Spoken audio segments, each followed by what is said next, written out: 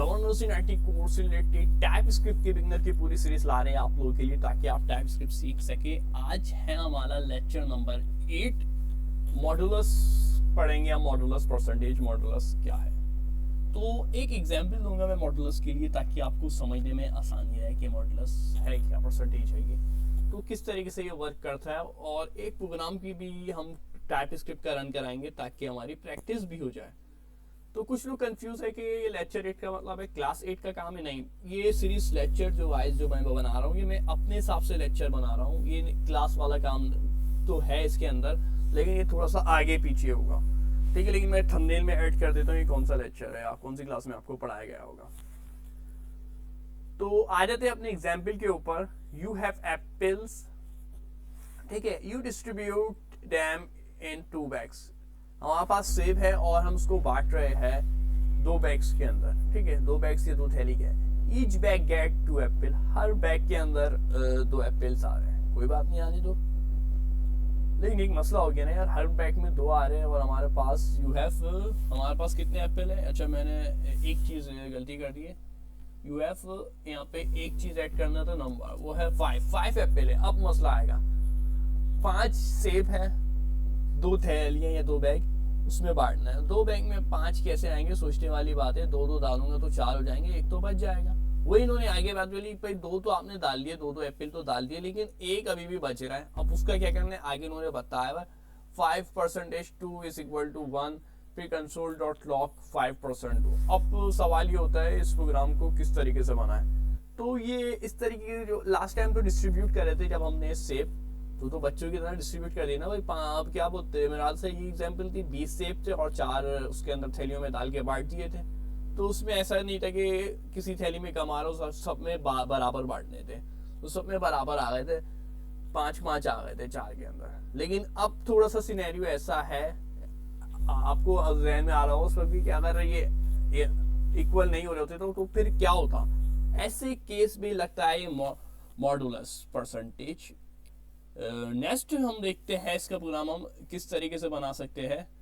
तो ये सेब वाली कहानी तो आपको समझ में आ गई होगी। अब हम अपनी टीएस की फाइल में आ जाते हैं, वीएस कोड एडिटर के अंदर। यहाँ पे हम लिख लेते हैं लेट, फोल्डर और फाइल मैंने बनाई भी already. Let apple is equal to 5, semicolon लगा दे ज्यादा बेहतर है। Late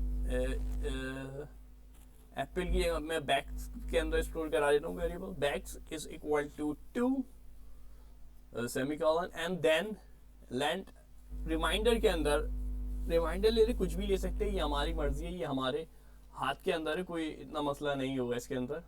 late reminder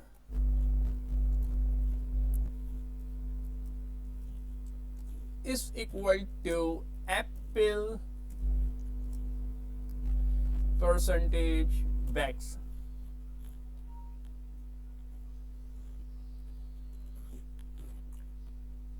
console dot log की मदद से हम लोग प्रिंट लेते हैं, यानी आउटपुट लेना होता है तो हमेशा कंसोल डॉट लॉग यूज करते हैं।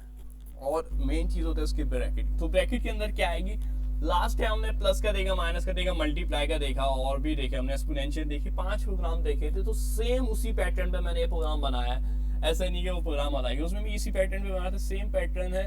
बस हम देखते थे लास्ट में आके यहाँ पे आके साइन चेंज हो जाती थी। याद होगा आपको, यहाँ पे आके प्लस हो जाती थी, यहाँ पे माइनस हो जाती थी, यहाँ पे मल्टीप्लाई हो जाती, डिवाइड हो जाती, एक्सपोनेंशियल की डबल स्टैटिक लग जाते। तो ये था हमारे पास। तो सेम वही कहानी की, एप्पल में 5 स्टोर कराया, बैग्स के अंदर 2 स्टोर कराया, रिमाइंडर के अंदर मैंने, मेरा जो मेन प्रोग्राम है वो कहाँ पर है, सवाल ये होता है मैं कंसोल डॉट लॉग में क्या लिखूँ, एप्पल लिखूँ, बैग लिखूँ या रिमाइंडर लिखूँ। तो मेरी जो मेन थी, मेन लाइन जो है वो रिमाइंडर है, क्योंकि रिमाइंडर में मैंने ऊपर वाले भी कवर कर दिए। कैसे कवर कर दिए आप देखिए, रिमाइंडर में मैंने बोला एप्पल, तो ऊपर जाएगा एप्पल 5। फिर उसके बाद मैंने बोला परसेंटेज, परसेंटेज इस मतलब का मतलब है मॉडुलस, ठीक है। परसेंटेज की साइन यहाँ देखिए आपके जहन में आ जाना चाहिए। यहाँ पे बात की जा रही है मॉडुलस, बैकग्राउंड की वॉइस को इग्नोर कर दिएगा। मॉडुलस और जो है बैग, तो एप्पल लिया हमने, फिर उसके बाद परसेंटेज लिया हमने, और परसेंटेज को मल्टीप्लाई कराया जा रहा है, यानी परसेंटेज बैग्स कौन सा ये वाला। तो फिर हमें पता है हमारी मेन थीम लाइन जो है रिमाइंडर है, रिमाइंडर के अंदर हमने हमारा सब कुछ माल पानी सब स्टोर हुआ हुआ है, तो हम रिमाइंडर ही लिखने वाले हैं यहाँ पे। तो हमारा काम रिमाइंडर ने आसान कर दिया और इसको रन करा के चेक कर लेते हैं हम। TSC वैसे दूसरा कंट्रोल पैनल खोल लेते हैं, ऑलरेडी इसमें काम तो ज्यादा बेहतर रहता। कमांड प्रॉम्प्ट का ओपन कर लेता हूँ। सिस्टम थोड़ा स्लो काम कर रहा है। थर्ड जनरेशन का यही इशू है, जब भी फोर्थ जनरेशन आप ले ज्यादा बेहतर रहता है डेल का। TSC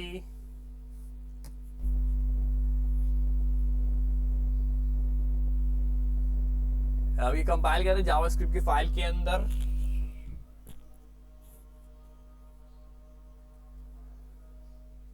तो फिर हम देख रहे थे 5% सॉरी रिमाइंडर जब हमने लिखा तो आंसर आया हमारे पास कंपाइल कराने के बाद। आप बोलेंगे TSC क्यों लिखवाया, हम तो TSC स्पेस app.ts लिखवाते हैं, लेकिन मैंने देखे पिछले प्रोग्रामों में डायरेक्ट काम किया करता था तो मुझे पूरा लिखवाने की जरूरत पड़ती थी TSC स्पेस app.ts।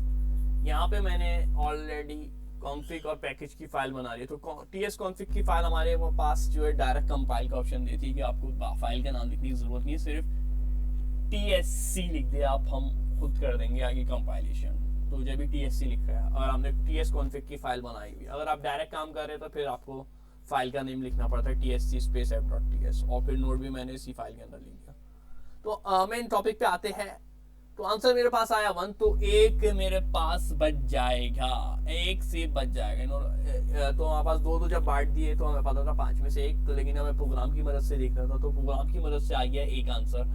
आप देख रहे होंगे यहाँ पे तो मैंने चेंज करा दिया, पहले आपने रिमाइंडर लिखा था, अगर आप रिमाइंडर लिखते हैं तो भी 1 आएगा, और अगर आप 5% ऑफ 2 लिखे, 5% ऑफ 2 जो कि हमें सवाल में गिवन था, सवाल ये सवाल है, ये जो है ये पूरा सवाल है, ये आपको गिवन है, ठीक है। ये एग्जाम्पल जो है ये सवाल है एक तरीके की मैंने दी है आपको।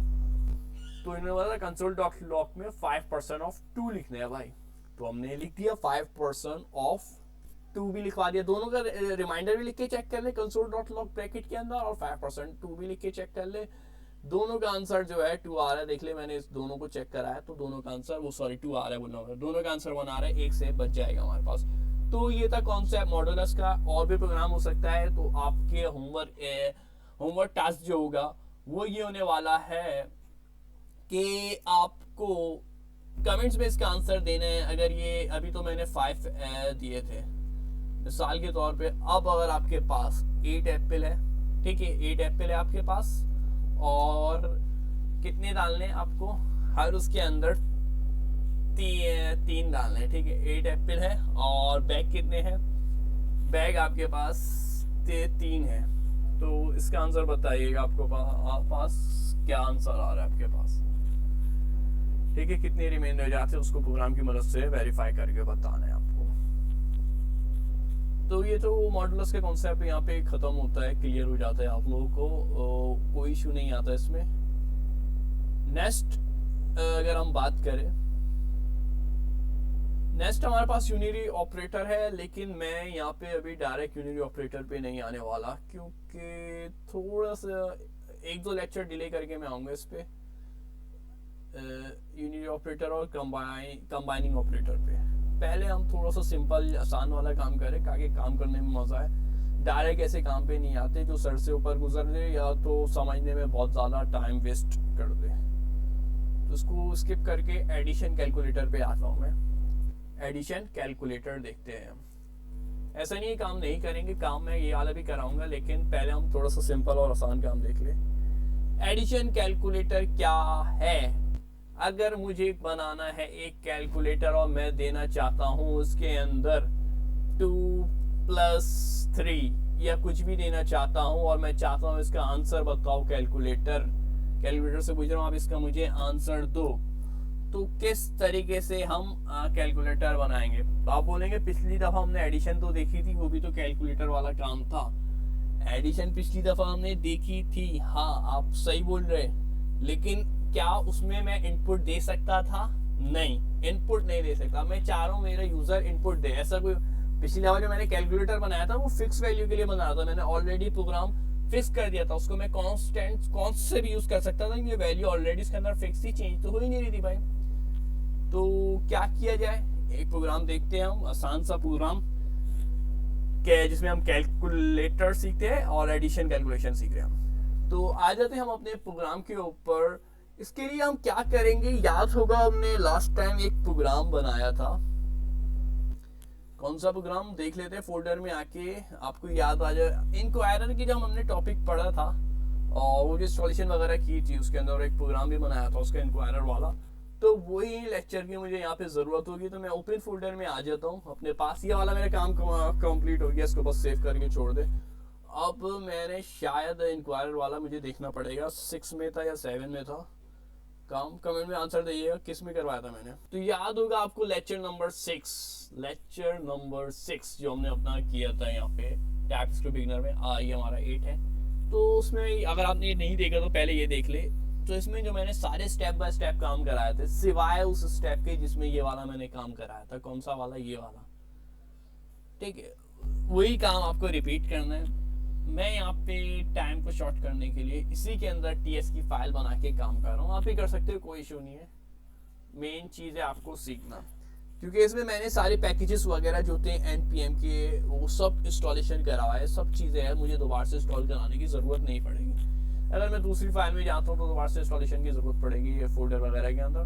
तो ऑलरेडी जब मेरे पास ये पूरा प्रोग्राम बना हुआ है तो मैं इसी को ही कॉपी पेस्ट करके आगे बढ़ूंगा। तो यहाँ पे आते हैं और यहाँ पे इसी लेक्चर 6 की फाइल के अंदर जहाँ पे हमने npm इंक्वायरर पढ़ा था, न्यू फाइल पे क्लिक कर देता हूँ। मैं यहाँ पे main.ts अपनी फाइल का नाम रखने वाला हूँ। main.ts मेरी फाइल एम्प्टी नजर आ रही है। अब क्या करेंगे, app.ts यानी मेरा पुराना जो काम था उसको मैं कॉपी करने वाला हूँ। कहाँ तक कॉपी करेंगे देख लेते हैं, पूरे कॉपी कर देते हैं console.log वाली बात हटा के। इंपोर्ट से लेकर, सिस्टम थोड़ा स्लो काम कर रहा है, इंपोर्ट से लेके Ctrl+C, सिस्टम जब स्लो काम करे तो काम कराने में फिर मजा भी नहीं रहता। main.ts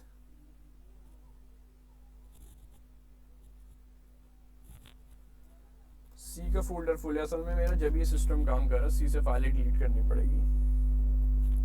तो यहाँ से लेके यहाँ तक मैंने इंपोर्ट वाला काम पूरा कॉपी करके यहाँ पर पेस्ट करवा दिया है। अब मैं इसमें थोड़ी सी चेंजेस कर लेता क्योंकि मैं ये कैलकुलेटर के हिसाब से बना रहा हूँ, ये पिछले प्रोग्राम के हिसाब से बना हुआ था लेक्चर 6 के। तो चेंजेस क्या होगी, यहाँ पे लेट की जगह मैं कॉन्स यूज कर रहा हूँ, जब हमारे पास फिक्स वैल्यू हो कॉन्स, और आंसर को मैं आंसर नहीं देने वाला, आंसर को मैं इनपुट 1 कर देता हूँ, क्योंकि जब हम कैलकुलेटर बनाएंगे तो 2 इनपुट होते हैं, आपको याद है ना, 4+2 यानी एक 4 लिखेगा और एक 2 लिखेगा। तो पहला इनपुट जो देगा वो बंदा, उसको मैं इनपुट 1 के नाम दे दूंगा, और फिर जो बंदा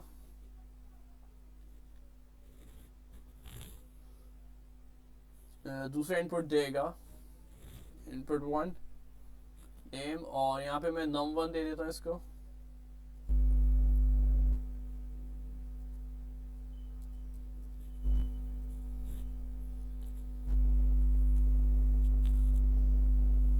इसको मैंने num1 दे दिया, और नीचे में कैटेगरी हमें कैलकुलेटर में हम क्या लिखते हैं, अल्फाबेट तो लिखने से रहे तो टाइप नंबर ही रहेगी, ठीक है, क्योंकि हम कैलकुलेटर में नंबर लिखते हैं 1 2 3 4 5 6 7 8।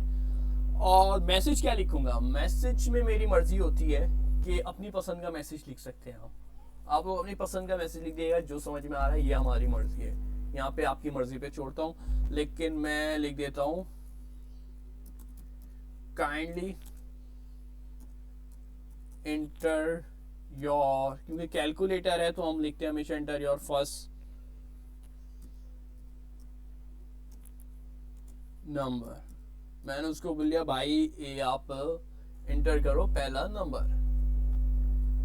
तो ये बात तो हमारे पास कंप्लीट हो चुकी है।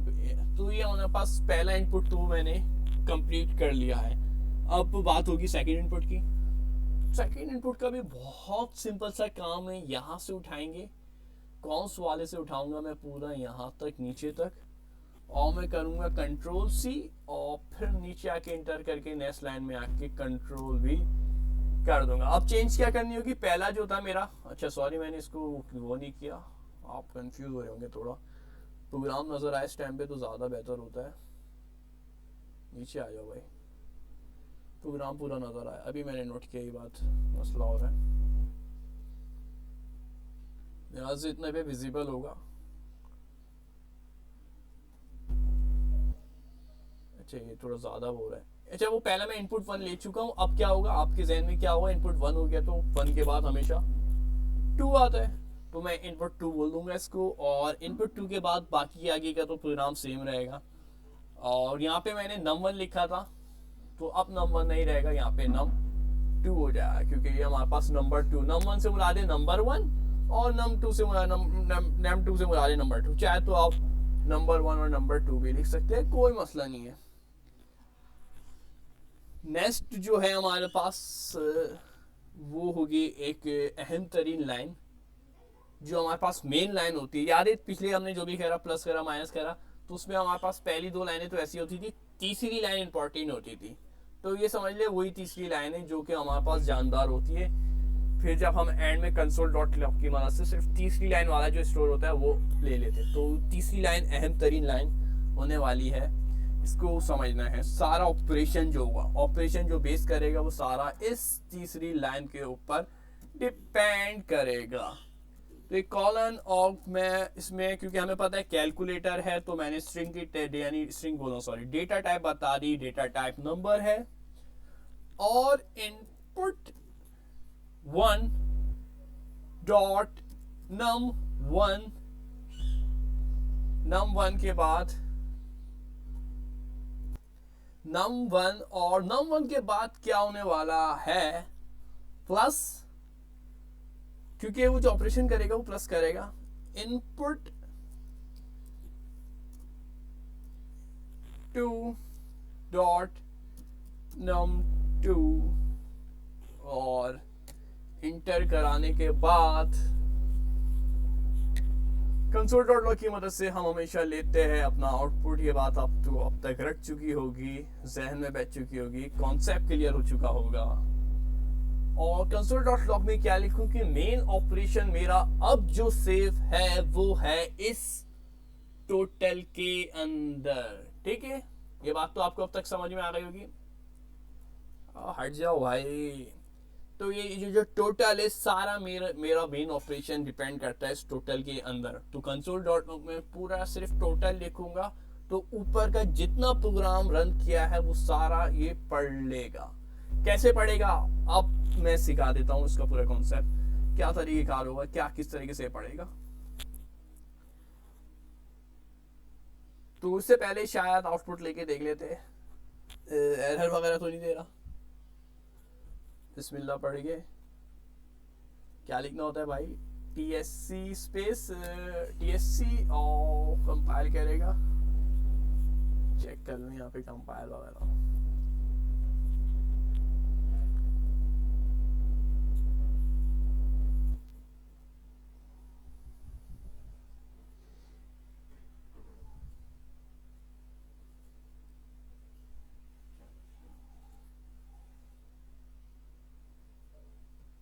टर्मिनल की सेटिंग आउट हुई है, सेटिंग करनी थी, बाद में करूँगा मैं।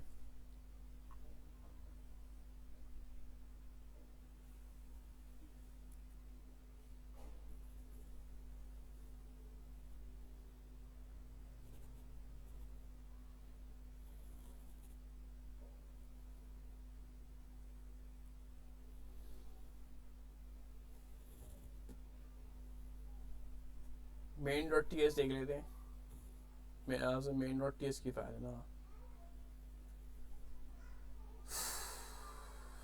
TSC तो सिस्टम भी वर्क नहीं कर रहा।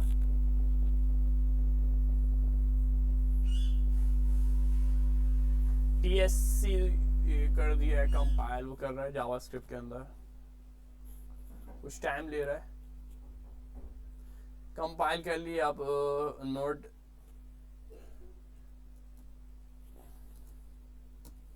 main.ts JS।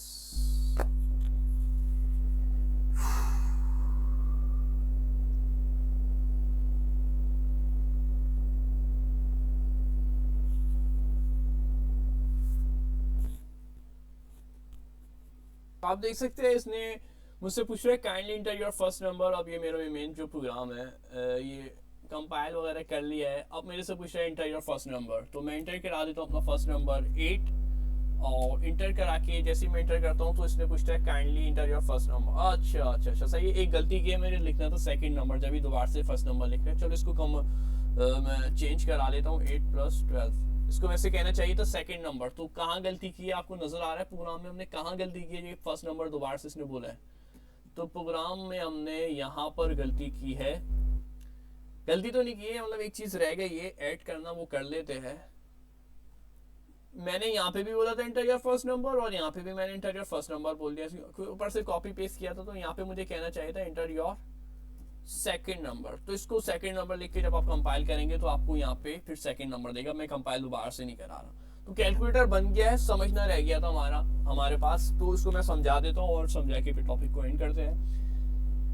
console.log जो था हमारे पास मेन था, वो पूछेगा क्या करवाना है। तो हमने सारा ऑपरेशन मैंने बताया था टोटल के अंदर मैं सेव करा रहा हूँ। सिर्फ टोटल लिखने से पूरा ऑपरेशन मेरा रन करेगा। कैसे इस प्रोग्राम को रीड करते हैं, तो टोटल ऊपर जाके ढूंढेगा कहाँ पर टोटल लिखा है, कहाँ पर टोटल स्टोर है, कहाँ पे टोटल वेरिएबल है। तो वो यहाँ पर आया 12वीं लाइन में, तो उसको मिला यहाँ पर तो टोटल मौजूद है। फिर टोटल से पूछेगा आपके पास क्या है, तो हमने बताया हुआ टोटल के अंदर डेटा टाइप नंबर है, तो वो बोलेगा सही है नंबर ही लूंगा मैं। अब फिर इनपुट, अब आपने क्या ऑपरेशन लगाया, इनपुट 1.num1, तो इनपुट 1 होना चाहिए और उसके अंदर नंबर 1 होना चाहिए। अब ये इनपुट 1 num1 क्या है, इनपुट 1 वो ऊपर ढूंढेगा कि इनपुट 1 कहाँ लिखा है, वो ऊपर जाएगा, ऊपर गया, ऊपर उसको मिला, उसको बताया ऊपर इनपुट 1 ये रहा, लाइन नंबर 2 में इनपुट 1 मिल गया उसको। तो फिर इनपुट 1 को रन करेगा, तो इनपुट 1 में देखिए कौन सी लगी हुई है, await inquirer dot prompt. Inquirer हम पढ़ चुके थे, क्या थे प्रॉम की भी हम डिटेल देख चुके हैं। इंक्वायरर हमारे पास इनपुट लेने के लिए यूज किया जाता है, तो इंक्वायरर वो इनपुट लेगा, फिर डॉट प्रॉम, फिर अंदर जाएगा इसके प्रोग्राम में क्या चलाया हुआ हमने, तो अंदर हमने चलाया था नंबर 1 होना चाहिए, num1 होना चाहिए, ठीक है, नंबर 1 टाइप नंबर होना चाहिए। मैसेज क्या प्रिंट होना चाहिए, message kindly inter your first number, तो इसने मैसेज कराया kindly inter your first number, ठीक है, कॉलन भी लगाया था हमने। फिर यहाँ तक की बात कंप्लीट हुई, तो डॉट num1 मतलब यानी कि अब हमारे से ये इनपुट ले रहा है, नंबर 1 का इनपुट ले रहा है। तो देखिए मुझे इसे इनपुट लेने का बोला था, तो मैंने 8 टाइप कर दिया। फिर इसी तरीके से अगर हम आगे जाएंगे तो इनपुट num1 वाली बात तो आपको क्लियर हो गई होगी। अब इसके बाद हमारे पास ये प्लस लगा है, ये प्लस क्या आपके जहन में आ रहा होगा, लेकिन बहुत से स्टूडेंट इसका जवाब दे देंगे मुझे। प्लस ऑपरेटर है जो हमने पढ़ा था लास्ट टाइम, कौन सी कैटेगरी की, कौन सी टाइप का ऑपरेटर है, एडिशन। आपके जहन में प्लस देख के एडिशन आ जाता है, ये एडिशन ऑपरेटर है। इसका काम क्या है, प्लस करवाना, यानी जमा करा देना, चाहे वो स्ट्रिंग हो या चाहे वो डेटा टाइप हो आपके पास। तो इनपुट 2 क्या है, इनपुट 2 भी है हमारे पास, इनपुट 2। अब ये इनपुट 2 पढ़ेगा, इनपुट 2 ढूंढेगा कहाँ है इनपुट 2, तो इसको मिलेगा यहाँ पर इनपुट 2 है, कौन की वैल्यू डली है, यानी कि इनपुट चेंज होने वाला नहीं है, इसका जो भी होगा वो कौन सा है, फिक्स है। और अवेट इंक्वायरर, फिर वही बात, फिर ये ढूंढेगा नंबर 2, num2 होना चाहिए, ठीक है, नंबर 2 दे दिया हमने, इसको बता दिया। टाइप क्या है, नंबर है हमारे पास। और मैसेज क्या प्रिंट होना चाहिए, मैसेज हम बता चुके हैं, kindly inter your second number, तो ये इसने इंटर करा kindly inter your second number, तो हमने पहले ऐड नहीं किया था, इसमें सेकंड नंबर, और फिर हम सेकंड नंबर ऐड करा देंगे और उसको क्या कर देगा, ये सम अप कर देगा, यानी कि 8 + 12 20। तो ये था सिंपल सा काउंट पूरा इस पूरी लेक्चर के अंदर। उम्मीद है आपको ये एडिशन वाला पूरा कॉन्सेप्ट क्लियर हो चुका होगा। अब कोई मसला नहीं होगा इसमें। वीडियो को सब्सक्राइब जरूर कर दिएगा, चैनल को सब्सक्राइब जरूर कर दिएगा, वीडियो को लाइक और अच्छे से कमेंट जरूर कर दिएगा। विदाउट सब्सक्राइब आप वीडियो देख रहे होते हैं, सारा डेटा मेरे पास आ रहा होता है, कौन सब्सक्राइब करके देख रहा है, कौन सब्सक्राइब करके नहीं देख रहा। अगर आप कर देंगे तो अच्छी बात होगी। तो नेक्स्ट लेक्चर में हम क्या क्या देखेंगे, और भी बहुत से इंपॉर्टेंट टॉपिक्स हम देखने वाले कवर अप कराएंगे आपको नेक्स्ट लेक्चर के अंदर, जिसमें हमें बहुत सी इंपॉर्टेंट चीज़ें होगी। और 100 डेज ऑफ चैलेंज तो आपको पता ही चल गया होगा, comparison operator if else statement, ठीक है। तो ये सारी चीज़ें हम बाकी नेक्स्ट लेक्चर में देखेंगे। तो अब हम स्लाइड नंबर कौन सी एंड कर रहे हैं, 148 स्लाइड नंबर एड कर दी है हमने। शुक्रिया, अल्लाह हाफिज़।